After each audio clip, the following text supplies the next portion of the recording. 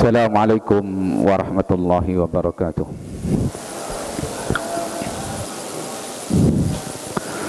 Bismillahirrahmanirrahim. Innal hamdalillah nahmaduhu wa nasta'inuhu wa nastaghfiruh wa natubu ilaihi wa na'udzu billahi min shururi anfusina wa sayyiati a'malina. May yahdihillahu fala mudilla lahu ومن يضلل فلا هادي له أشهد أن لا إله إلا الله وحده لا شريك له وأشهد أن محمدا عبده ورسوله صلى الله عليه وعلى آله وأصحابه وسلم تسليما كثيرا يا أيها الذين آمنوا اتقوا الله حق تقاته ولا تموتن إلا وأنتم مسلمون يا أيها الناس اتقوا ربكم الذي خلقكم من نفس واحدة وخلق منها زوجها وبث منهما رجالا كثيرا ونساء واتقوا الله الذي تساءلون به والأرحام إن الله كان عليكم رقيبا يا أيها الذين آمنوا اتقوا الله وقولوا قولا سديدا يصلح لكم أعمالكم ويغفر لكم ذنوبكم ومن يطع الله ورسوله فقد فاز فوزا عظيما أما بعد فإن أصدق الحديث كتاب الله وخير الهدي هدي محمد صلى الله عليه وسلم وشر الأمور محدثاتها وإن كل محدثة بدعة وكل بدعة ضلالة وكل ضلالة في النار. Ma'asyiral ikhwah wal akhwat, at-talabah wat talibat rahimani wa rahimakumullah. Alhamdulillah, segala puji hanya milik Allah Subhanahu wa taala. Mari kita bersyukur kehadirat Allah Subhanahu wa taala dengan nikmat-nikmatnya yang demikian besar kepada kita.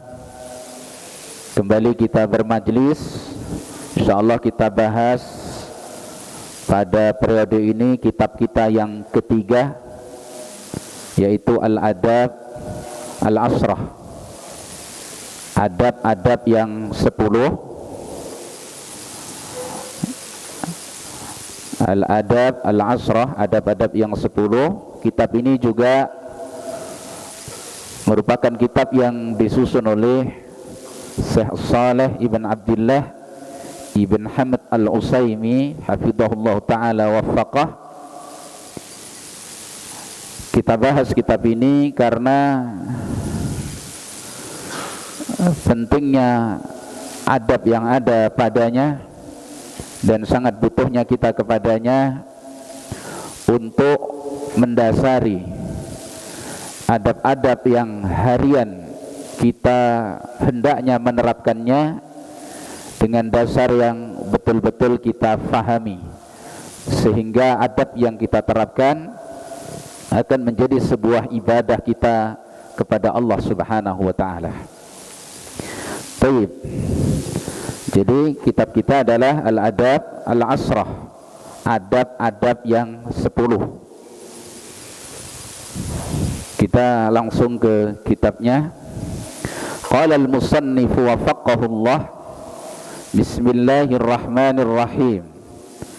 Berkata al-musannif Syekh Saleh hafidhahullah ta'ala wa waffaqah. Bismillahirrahmanirrahim.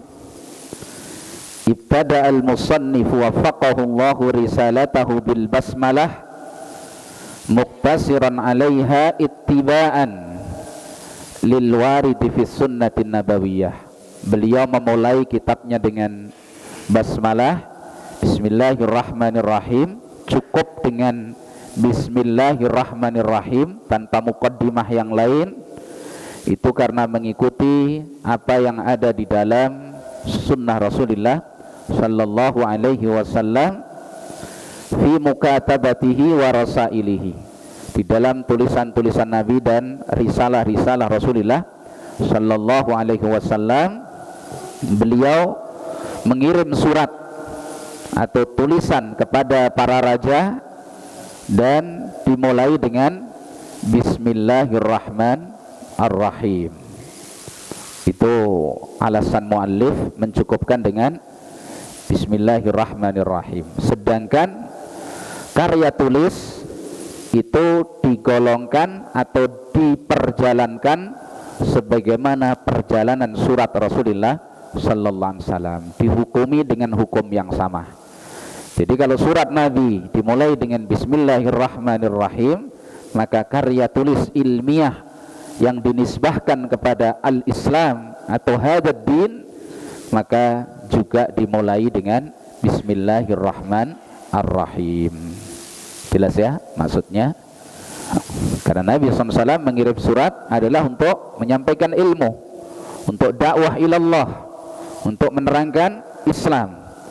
Maka musannif yang membuat karya tulis yang ilmiah yang dinisbahkan kepada dinul Islam untuk menerangkan Islam ini kepada umat ini, maka mengikuti risalah Nabi juga dibuka dengan Bismillahirrahmanirrahim.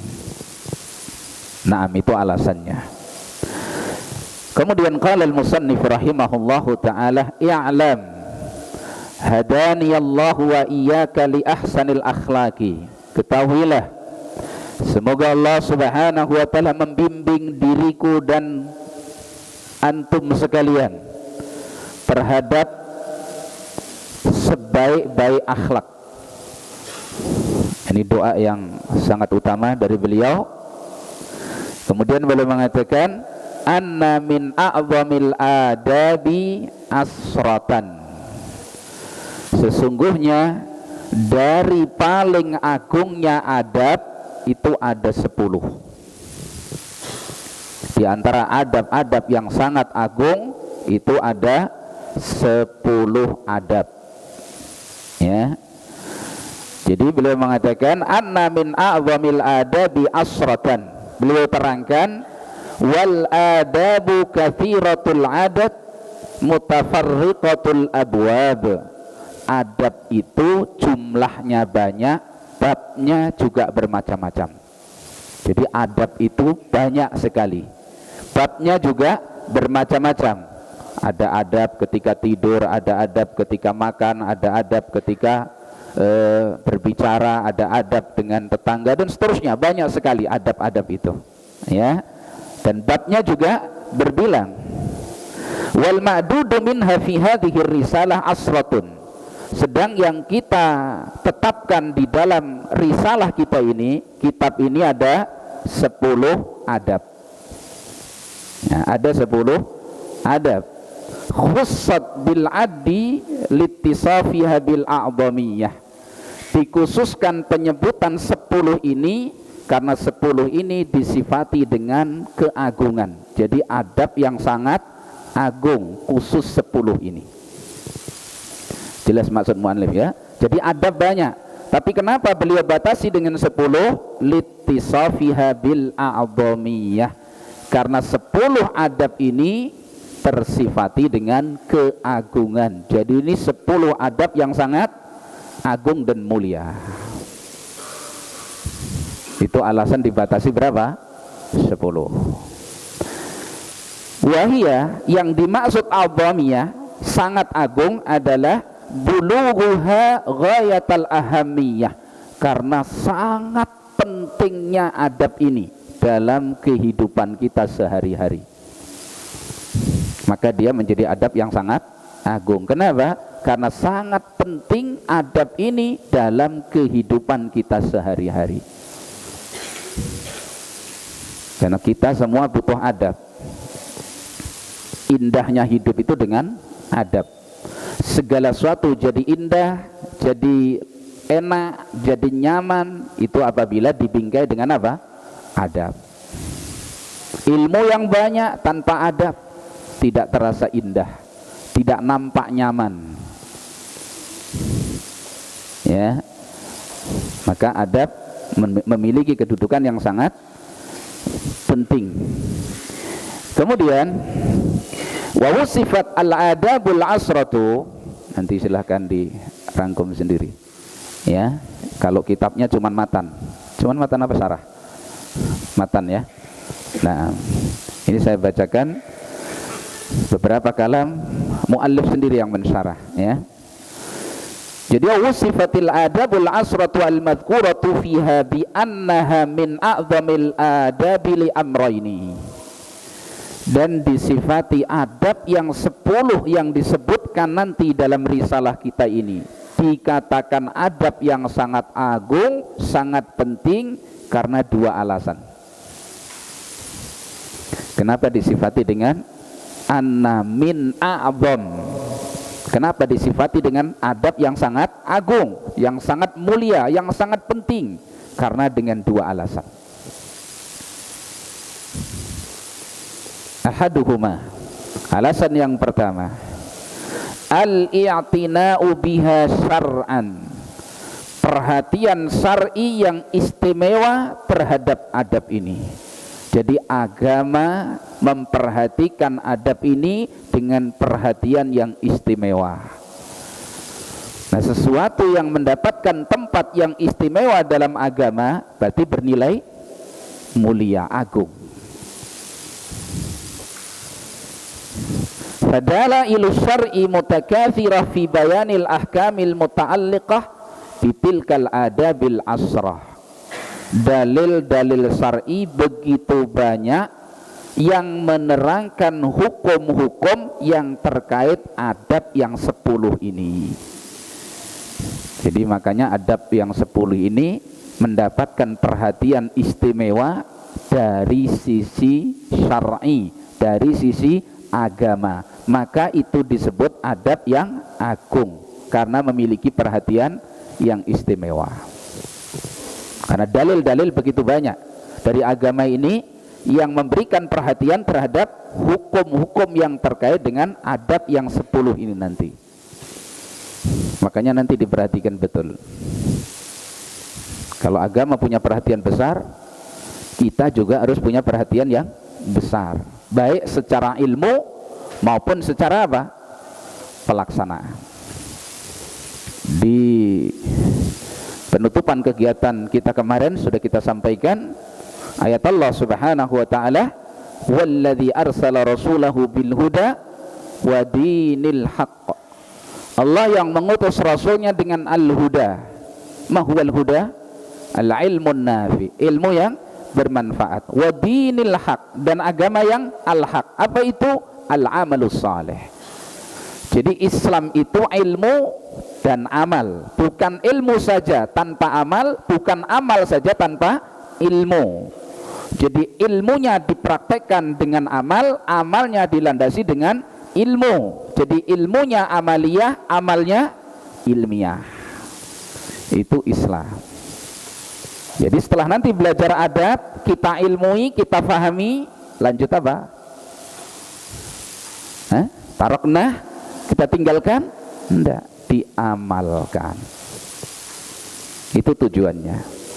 Ilmu dipelajari tujuannya untuk diamalkan, sehingga kita bisa memenuhi maksud agama kita, agama yang ilmu dan agama yang amal. Jangan mirip Yahudi atau sisi lain mirip Nasara, punya ilmu, amalnya malah menyelisihi ilmunya. Di sisi lain semangat beramal tapi di atas kebodohan, ngawur amalnya. Nah, Muslim pengikut Rasulullah SAW yang setia, yang mengikuti dengan baik, dia ilmui agamanya dan dia upayakan untuk diamalkan. Ilmunya dia wujudkan dalam amal, amalnya dia landasi dengan ilmu. Tidak boleh satu-satu. Berilmu saja tidak diamalkan, amal prakteknya menyelisih ilmunya, mirip dengan Yahudi. Beramal saja enggak dilandasi dengan ilmu, dibangun di atas kebodohan amalnya, akhirnya jadi kesyirikan dan kebid'ahan dan kesesatan, mirip Nasrani. Latattabi'unna sanana man kana qablakum, dalam riwayat hadwal qudzati bil qudzah hatta law dakhalu juhra dabbin la dakhaltumuhu. Qalu al yahuda wan nasara ya Rasulullah, qala faman. betul-betul kalian akan mengikuti tata cara umat sebelum kalian, mirip betul seperti bulu anak panah dengan bulu anak panah. Dalam riwayat Sahihaini, sibron bisibrin, sejengkal dengan sejengkal. Coba jengkal yang satu dengan jengkal satunya, mirip apa enggak mirip? Sama. Ini umat ini, kata Nabi SAW, akan mencontoh perilaku umat sebelumnya, miripnya itu seperti miripnya satu jengkal dengan jengkal yang satunya, hampir nggak ada bedanya. Sampai andaikan mereka masuk ke lubang bob, Nabi katakan lubang bob itu karena sempit dan berliku-liku, jadi untuk memasukinya itu perlu perjuangan dan susah payah. Bersama seperti itu umat ini akan mengekor kepada umat sebelumnya. Biar susah payah, perlu biaya, perlu tenaga, akan diikuti. Karena lubang bob itu sudah sempit, berkelok-kelok, masuknya susah. Itu Nabi jadikan apa? Gambaran. Meskipun mencontoh umat sebelum ini butuh pengorbanan, menjadikan kita terhina, menjadikan umat ini jatuh kehormatannya, pokoknya tasabuh dengan mereka. Begitu diingatkan, marah. Maka sahabat berkata, ya Rasulullah, apa yang kau maksud Yahudi sama Nasrani? Kata Nabi, faman, siapa lagi kalau bukan mereka berdua? Sekarang apa umat ini yang gak mirip mereka berdua? Casingnya sama. Man tasabbaha biqaumin fahuwa minhu. Ya, disinggung bahwa ikhtifal bi maulidin nabi di bulan-bulan ini itu nggak ada dulu. Rasulullah nggak pernah, sahabat nggak pernah, tabiin nggak pernah, imam yang 4 nggak pernah. Terus kita mau nyontoh siapa? Pokoknya marah, ngawur. Itu kan Nasrani punya hari kelahiran Yesus, ya. Ya kita ya kalau nggak punya hari kelahiran kok kayaknya complong begitu, akhirnya bikin acara. Kalau baik itu sudah dikerjakan umat-umat sebelum kita. Sahabat Nabi itu lebih cinta kepada Rasulullah dari siapapun. Kalau itu baik sudah pasti dikerjakan. Oh mudah loh. Ya, peringati hari lahirnya Nabi, ultahnya Nabi itu apa beratnya? Kumpul terus apa? Itu baik. Jadi adab dijaga karena perhatian syar'i seperti itu. Nanti setelah kita ilmui, berupaya kita apa? Terapkan. Ilmu jangan hanya berlalu begitu saja, enggak. Mending ilmu sedikit tapi paham benar terus dipraktekkan daripada banyak terus nggak paham. Jadi yang pertama apa? Kenapa adab yang 10 ini dikatakan memiliki sifat yang agung, yang mulia? Karena perhatian syar'i terhadapnya begitu besar. Ditunjukkan dengan begitu banyaknya dalil-dalil syar'i yang berbicara tentang hukum terkait adab yang 10 ini, ya. Naam. Wal akhar, alasan yang kedua, tadi kan ada 2 alasan ya. Alasan yang kedua, kasratu wuqu'iha wa isti'maliha urfan. Karena 10 adab ini begitu banyak terjadi dan dibutuhkan secara adat istiadat manusia dalam kehidupan sehari-hari. Jadi dalam kita hidup sehari-hari, bermasyarakat, berkumpul, hidup seperti ini sangat membutuhkan 10 adab ini. Maka harus diilmui, ya, sehingga memiliki kedudukan yang sangat penting. Kenapa? Nggak bisa terpisah dari kehidupan kita. Makanya 10 adab ini adalah adab kita sehari-hari. Sedang kalau kita hidup sehari-hari tanpa adab, ya apa bedanya kita dengan mereka? Paham mereka itu? Yang kakinya 4, yang nggak punya kaki, tanpa adab.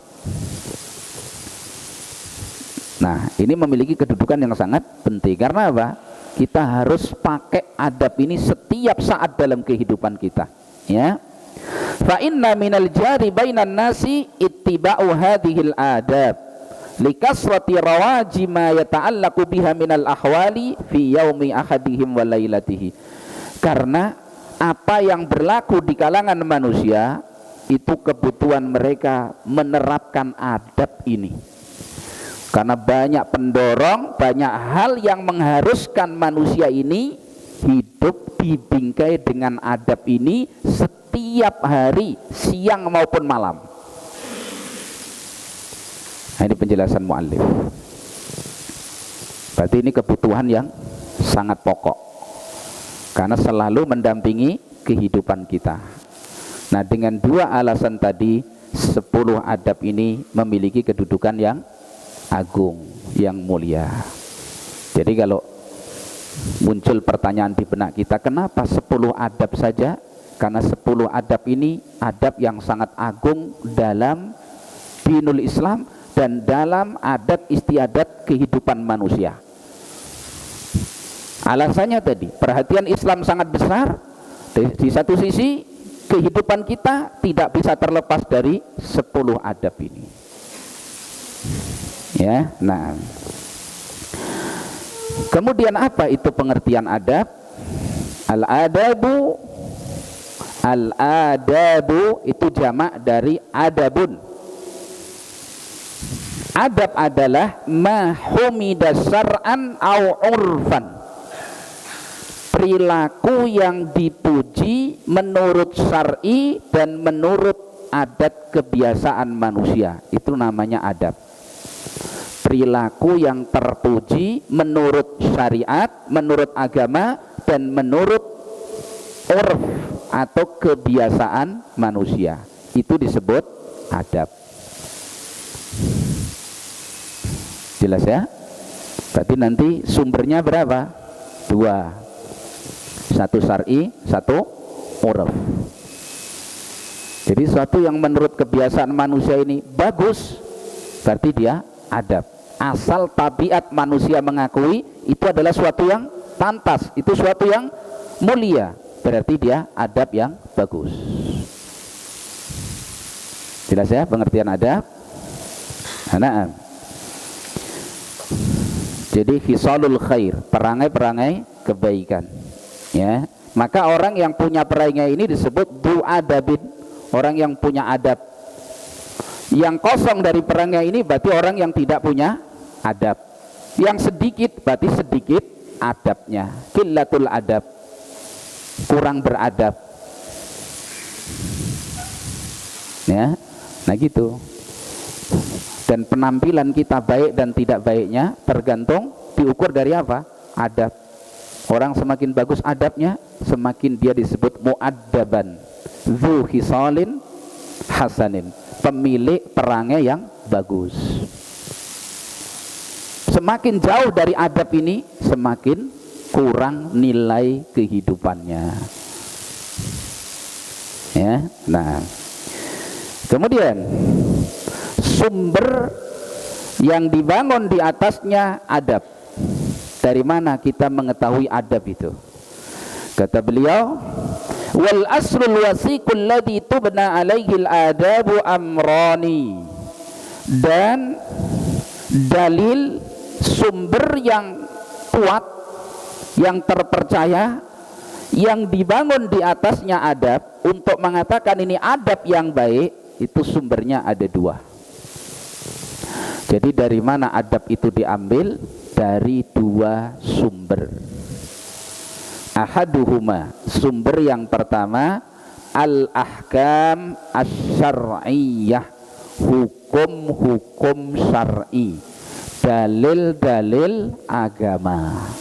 Jadi untuk mengatakan ini adab ini bagus, adab ini terpuji, perilaku ini mulia, itu sumbernya al-ahkam asy-syar'iyyah, hukum-hukum syar'i. Jadi apa yang menurut agama kita baik, berarti itu baik. Itu adab. Jadi sumbernya dalil-dalil syar'i. Ini yang pertama. Wal akhar, sumber yang kedua, al-a'raful mar'iyah,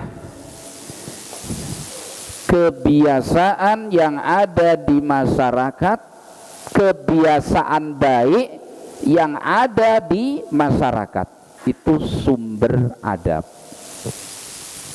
Jadi kalau menurut etika, etika itu sebenarnya bukan dari Islam, kalimat etika itu dari orang sono, orang barat malahan, ya. Kalau menurut uruf kebiasaan hidup di lingkungan manusia secara tabiat ini merupakan perilaku yang baik, berarti dia baik. Bisa jadi sandaran bahwa itu adab yang bagus,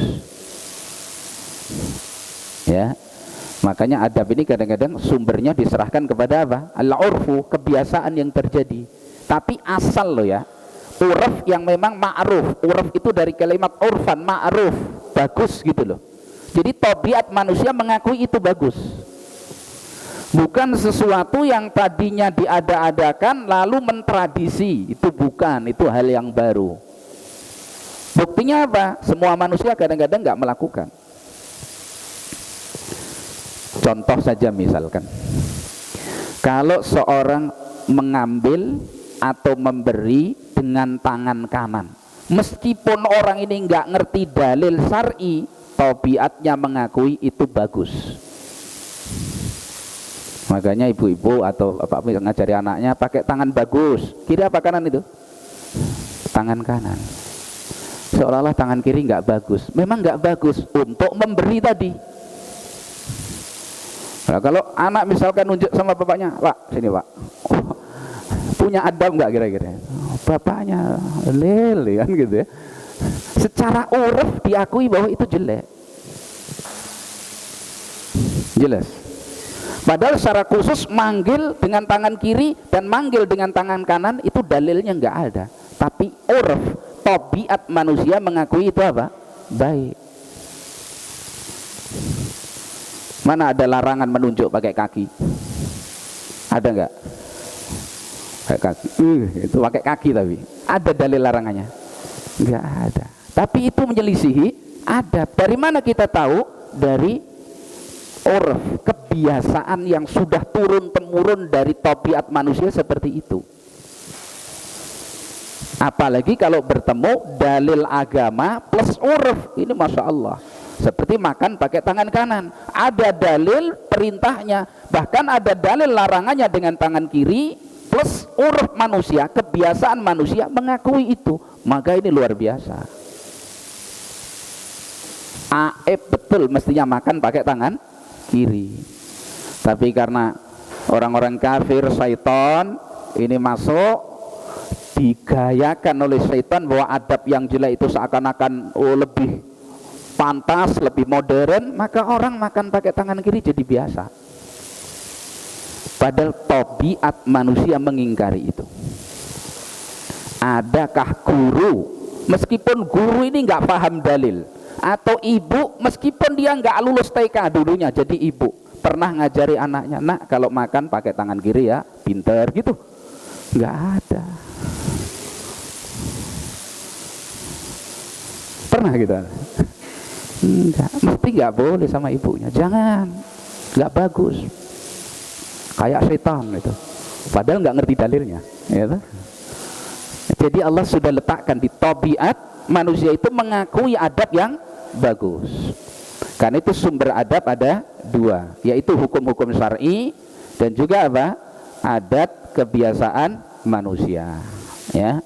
Dan ini lebih pantas untuk kita ambil daripada sistem-sistem yang dikirim oleh orang-orang kafir, ya, dengan istilah apa kalau kata Syekh itu protokoler atau protokol, itu bahasa Arab. Beliau sebutkan begini ya, nah, itu protokoler, mereka sebut begitu, atau etika, itu bukan dari Islam asalnya. Maka kaum muslimin mengambil sumber adabnya itu dari dua sumber tadi, itu lebih utama daripada bersandar dengan apa yang dikatakan oleh orang-orang non muslim. Contoh Islam itu kalau makan suruh dihabiskan, terus muncul adab yang aneh. Kalau dihabiskan itu nggak sesuai adab, kan jadi begitu. Akhirnya makan sedikit, yang lain disisain, katanya itu lebih bagus, padahal nyusahkan dan tabdzir. Kalau kita makan habis, sampai apalagi sampai dijilati jari, ditawari, nambah atau mas? Ya dah, gembosi adab kan itu namanya. Dikira masih kelaparan, padahal ngamalkan sunnah kan gitu ya. Ditawari nambah. Nah inilah ya, pembunuhan terhadap adab yang bagus. Baik. Kemudian tujuan kita mempelajari adab ini tadi yang pertama, kita ilmui bahwa sumber adab itu dari dalil-dalil syar'i dan juga dari adat istiadat yang bagus di tengah-tengah manusia, ma'ruf, dikenal oleh manusia. Tujuan yang kedua, kita terapkan setelah ilmu itu sampai kepada kita. Jadi kita amalkan dalam kehidupan kita sehari-hari, terutama orang yang menghiasi dirinya dengan ilmu, orang yang menasabkan dirinya dengan ilmu, ya. Kata beliau,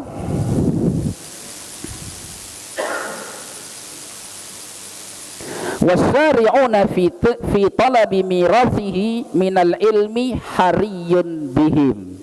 Dan orang-orang yang berupaya mengambil warisan Rasulullah SAW, yaitu ilmu, jadi seorang talabatul ilm, para penuntut ilmu, seorang alim, seorang yang berilmu, dan umumnya umat Rasulullah SAW, mereka yang lebih harus, lebih layak, lebih pantas untuk menerapkan adab-adab ini. Jadi jangan cuma dipelajari, ya. Ahlul ilm lebih harus memiliki apa? Adab, ya. Jadi ayyuqtadu bihi, ayyuqtadu bihi, karena mereka itu dijadikan contoh. Ustadz, ustadzah, da'i ilallah, talabatul ilm, itu jadi contoh. Jadi mereka yang lebih utama untuk menerapkan apa? Adab ini daripada orang lain. Dan umumnya umat Rasulullah Sallallahu Alaihi Wasallam, kita ini umat yang beradab loh ya, umat yang beradab, umat yang dimuliakan oleh Allah karena akhlak yang mulia. Sampai Nabi SAW mengatakan, inna akmalal mu'minina imanan ahsanuhum khuluqa.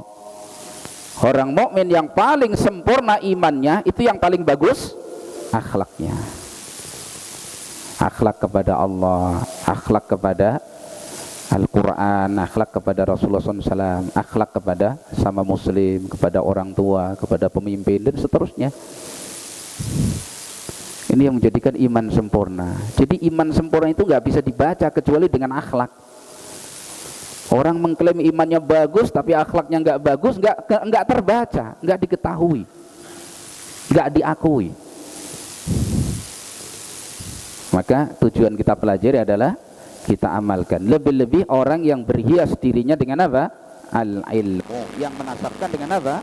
Al-ilmu. Itu harus lebih berupaya menerapkan apa? Adab syar'i di sini, ya. Karena Nabi Shallallahu Alaihi Wasallam yang mereka ambil sebagai contoh adalah seorang yang sangat mulia adabnya. Ya, laqad kana lakum fi Rasulillahi uswatun hasanah. Sungguh ada bagi kalian pada diri Rasulullah SAW suri teladan yang bagus.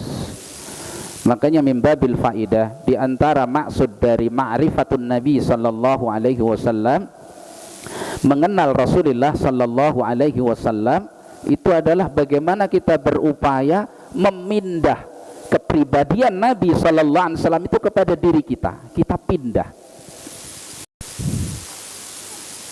Ya, kita upayakan, kita pindah pribadi Nabi SAW dari akidah Rasulullah Sallallahu Alaihi Wasallam, dari ibadah Rasulullah Sallallahu Alaihi Wasallam, dari adab-adab Rasulullah Sallallahu Alaihi Wasallam. Kita pindah, naklu sahsiyatihi ila anfusina nahnu. Tasabuh begitu loh dengan Rasulullah, menyerupakan diri kita dengan Rasulullah Sallallahu Alaihi Wasallam. cara makan Rasulullah seperti apa, cara tidurnya seperti apa, cara berjalan seperti apa. Sampai sahabat yang mulia Abdullah ibn Umar itu dalam mencontoh Nabi dalam semua hal,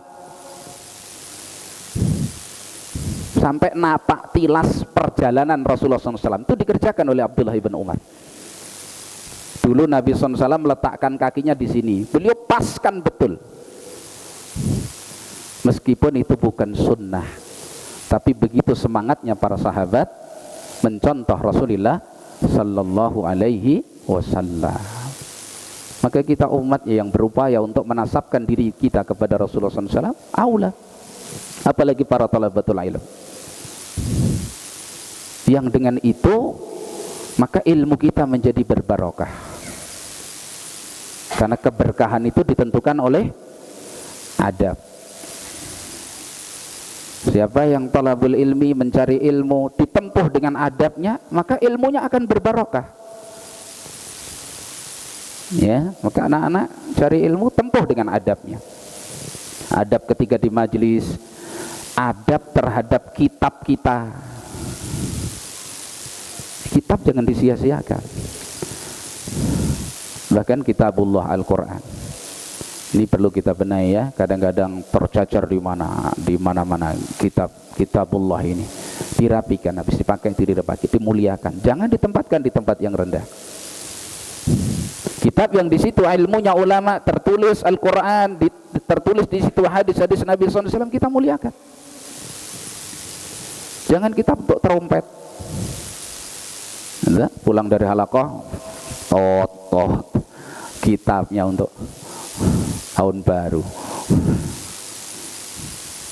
Nah, ini adab terhadap kitab tidak dia terapkan. Ini menjadikan ilmu tidak berbarokah. Makanya adab sangat banyak, ya. Nah, dan itu juga kita pelajari di kitab kita hari Ahad, ya, Tadhkiratus Sami. Itu adab-adab yang masya Allah. Baik, ya, itu muqaddimah yang diberikan oleh al-muallif.